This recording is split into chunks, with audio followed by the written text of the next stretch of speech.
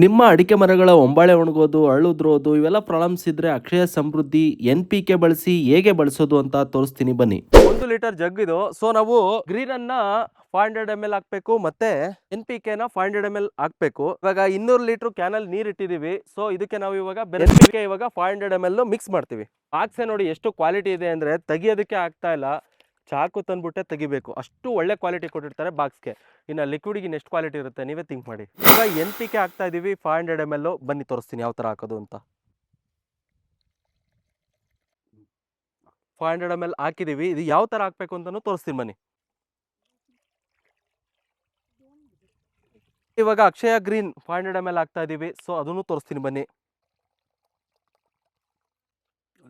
ಸ್ನೇಹಿತರೆ, ಇವಾಗ ಅಕ್ಷಯ ಗ್ರೀನ್ ತಗೊಂಡಿದ್ದೀನಿ. ಇದನ್ನು ಸಹ 500 ml ಹಾಕ್ತಾ ಇದ್ದೀನಿ. ನೋಡಿ ಇದೇನು ಕ್ಯಾನಲ್ ಇದೆಯೋ 200 ಲೀಟರ್ ಕ್ಯಾನಲ್ಲಿ ನೀರಿದೆ, ನೋಡ್ತಾ ಇರ್ಬೋದು ನೀವು. ಫಸ್ಟ್ NPK ಹಾಕದೆ ಇವಾಗ ಗ್ರೀನ್ ಹಾಕ್ತಾ ಇದೀವಿ. ಎಲ್ಲ ಮಿಕ್ಸ್ ಮಾಡ್ತಾ ಇದೀವಿ ಇವಾಗ.